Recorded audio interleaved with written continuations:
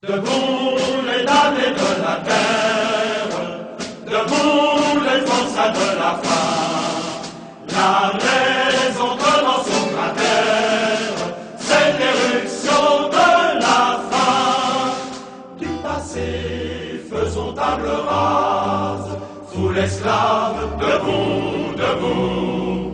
Le monde va changer de base, nous ne sommes rien, soyons doux. C'est la lutte finale, nous pour nous et demain. L'internationale sera le genre humain. C'est la lutte finale, nous pour nous.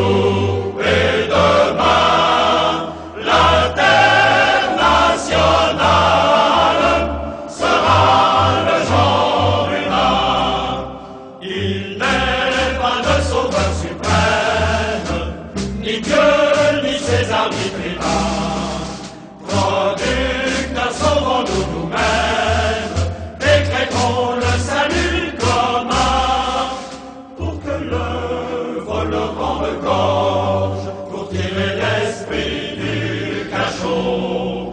Soufflons, nous mène notre forge, battons le fer quand il est chaud. C'est la lutte finale, nous pour nous.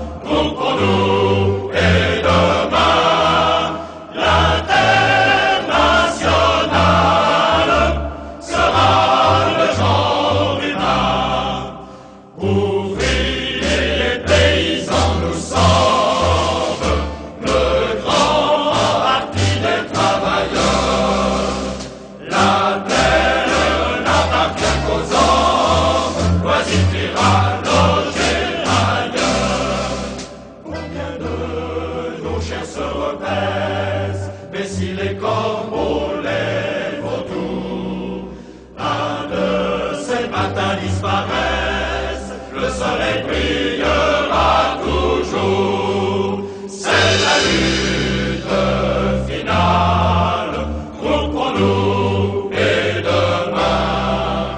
L'internationale sera le genre humain. C'est la lutte finale, nous pour nous et demain. L'internationale sera le genre humain.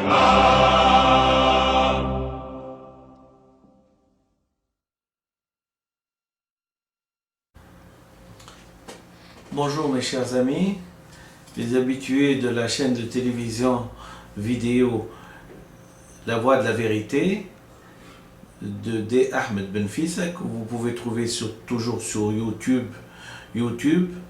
Aujourd'hui, nous sommes le 5 janvier 2012 et je profite pour vous dire et vous souhaiter une bonne année 2012. Ça fait longtemps que j'ai pas mis une vidéo en circulation sur ma chaîne et là je vais vous en offrir une et j'espère qu'elle vous plaira, puisque je vais essayer de vous lire le texte du petit livre de Mao, le petit livre rouge de Mao. Donc je vais commencer le texte. Et d'abord, comme pour moi c'est une référence, la Chine, puisque en l'espace de à peu près 50 ans, 60 ans, elle est passée presque de l'âge de la pierre à l'âge d'une superpuissance mondiale. Donc je ne peux que vous inviter à réfléchir comment ces Chinois qui étaient dans une ère féodale, dans l'ère de la féodalité, sont passés à l'ère d'une superpuissance mondiale. Et ce n'est pas, c'est certainement à une bonne politique qui a été appliquée à cette population de à peu près 600 ou 700 millions d'habitants et qui ont réussi. Alors, je vais vous lire juste le premier chapitre du petit livre rouge de Mao. Et comme reconnaissance, j'ai commencé par dire « Vive la Chine populaire ». Mao Tse-tung, le petit livre rouge. Première partie. La première partie, le Parti communiste. Le noyau dirigeant de notre cause, c'est le Parti communiste chinois. Le fondement théorique sur lequel se guide notre pensée, c'est le marxisme-léninisme. Allocution d'ouverture à la première session de la première Assemblée populaire de la République, de l'Assemblée populaire nationale de la République populaire de Chine, le 15 septembre 1954. Pour faire la révolution, il faut qu'il y ait un parti révolutionnaire. Sans un parti révolutionnaire, sans un parti fondé sur la théorie révolutionnaire marxiste-léniniste et le style révolutionnaire marxiste-léniniste, il est impossible de conduire la classe ouvrière et les grandes masses populaires à la victoire dans leur lutte contre l'impérialisme et ses valets.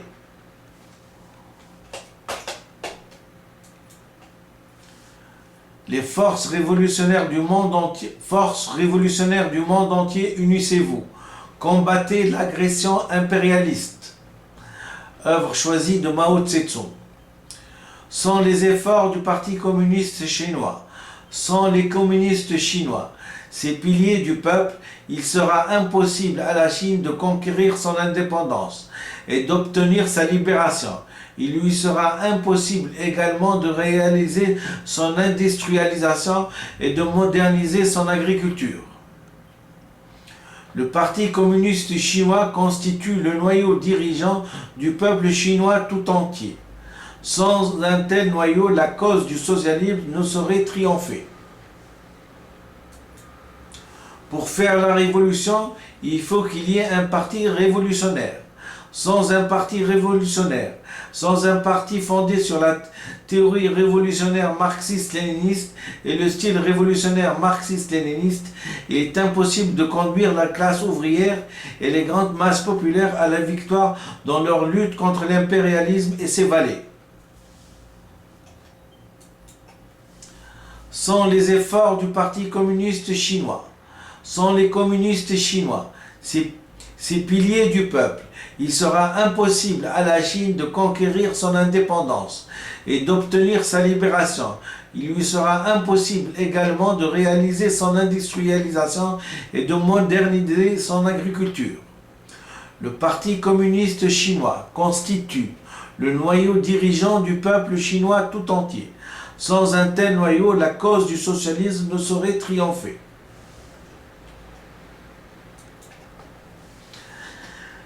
Un parti discipliné, armé de la théorie marxiste-léniniste, pratiquant l'autocritique et lié aux masses populaires, une armée dirigée par un tel parti, un front uni de toutes les classes révolutionnaires et de tous les groupements révolutionnaires placés sous la direction d'un tel parti, voilà les trois armes principales avec lesquelles nous avons vaincu l'ennemi. De la dictature démocratique populaire. Il faut avoir confiance dans les masses. Il faut avoir confiance dans le parti. Ce sont là deux principes fondamentaux. Si nous avons le moindre doute à cet égard, nous serons incapables d'accomplir quoi que ce soit. Sur le problème de la coopération agricole. Armé de la théorie marxiste-léniniste, le Parti communiste a apporté au peuple chinois un nouveau style de travail. dont les éléments essentiels sont l'union de la théorie et de la pratique, la liaison étroite entre les masses et l'autocritique. Un parti qui dirige un grand mouvement révolutionnaire ne saurait mener la victoire sans une théorie révolutionnaire, sans connaissance de l'histoire, sans une compréhension profonde du mouvement dans sa réalité.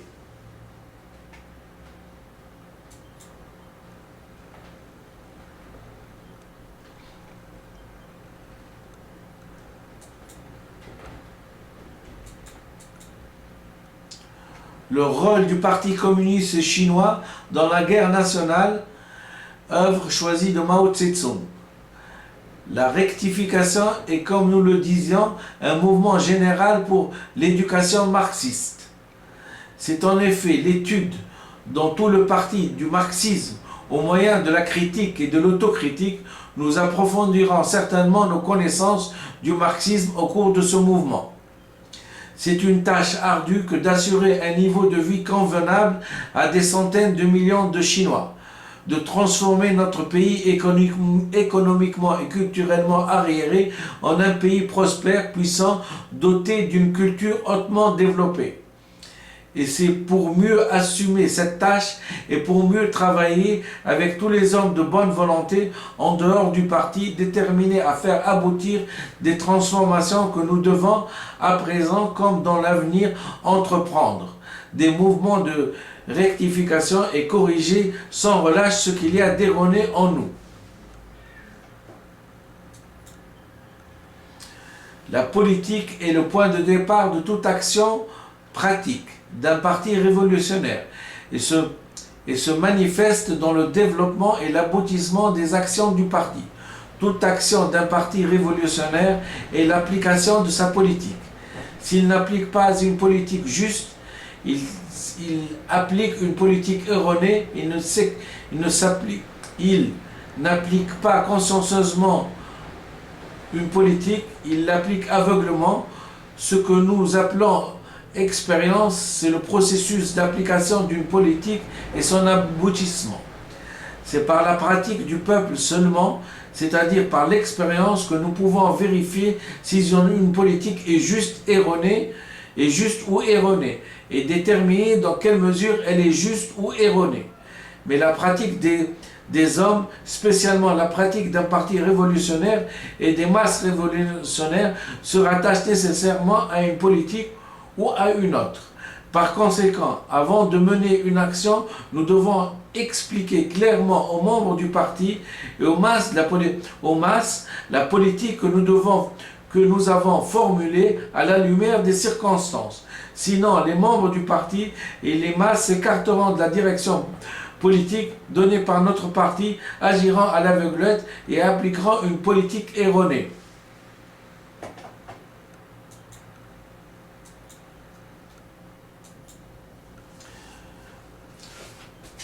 Notre parti a défini la ligne générale de la politique générale de la révolution chinoise et arrêté diverses lignes de travail et mesures politiques particulières.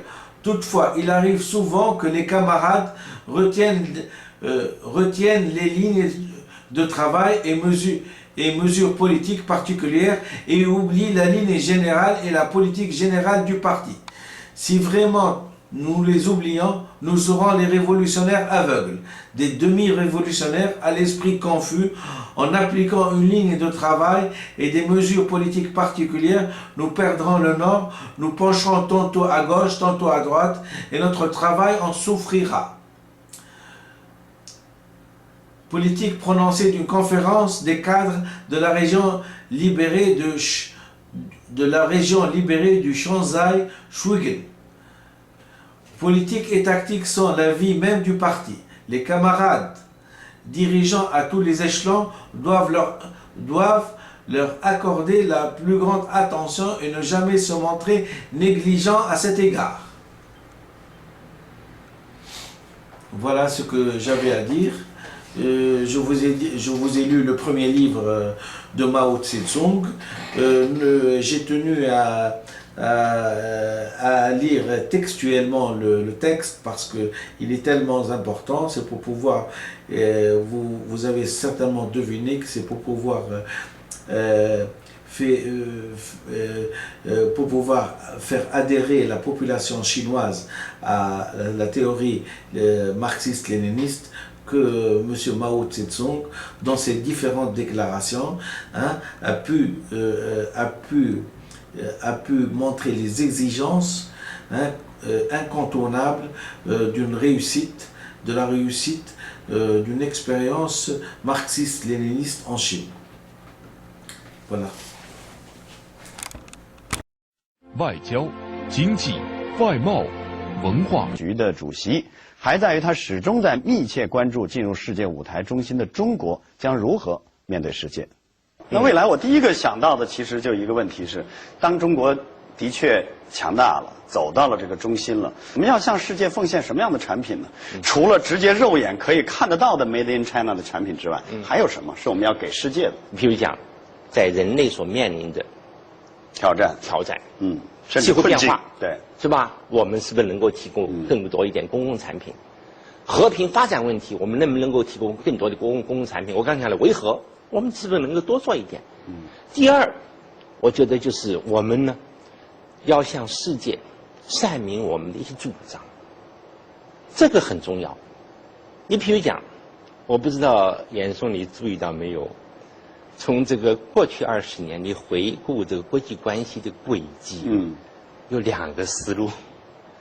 第一个思路呢，就是要改造人家，你得听我的，你不听我的，老子就揍你。但是伴随着奥巴马上台，其实就是一场校正，是吧？校正，你这个讲得很对。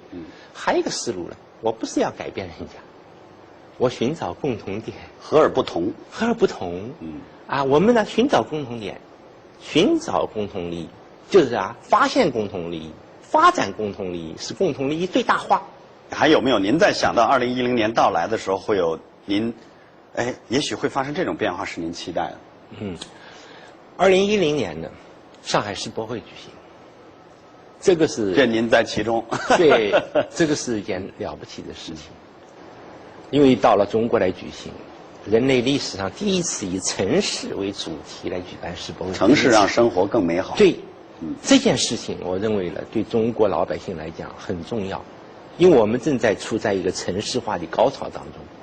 城市化应当怎么样搞，并没有固定的模式而且各个城市的领导者他们的思路也并不一样，所以我想希望中国人能够从世博会当中找到一条参照古今中外的好的和经验和失败的教训，找到一条适合中国城市化的道路。第二，几万日本人在那排队，在一个公园里头。后来世博会一结束，都拆掉了，环保理念非常强。对 ，logo 都是绿的，绿颜色的，绿颜色的，是的。他排队，因为这个世博会大家都来看了，很短的时间，就是184天，几万日本人排队，等了几个小时，一走之后地上片纸不留。你不能不佩服日本人的秩序或对这个公共道德。我想我们中国人能不能排队排几个小时，加塞会不会有？弄得这个地上狼藉不堪，会不会有？这个事情人家不是看，所以我在这个日本爱知世博会的时候跟他们因为我是评委，大家都这一点，各国的评委很佩服，就看出来一个国民的素质。我想我们应让我们的国民的素质是正在提高。我真诚的希望。利用这个世博会这个机会，把我们的素质进一步提高。因为奥运会我看到我们的素质就有所提高，你说我们在公共场合的服务比过去有较大的改善，利用这个东西，不要向好的学习，不要向那些差的看，也不能只满足于我当了东道主了，然后这种骄傲感使自己忽略了很多细节。对了，现在可能中国将来真的进入到了一个细节进步的时代你讲的太重要了。这是细节了，你就看一个国家的发展，看一个国家老百姓的素质，它往往是细节说明问题。2010年就在这个月，经济学家吴敬琏就将迎来他的80岁的生日。外交、经济、外贸、文化。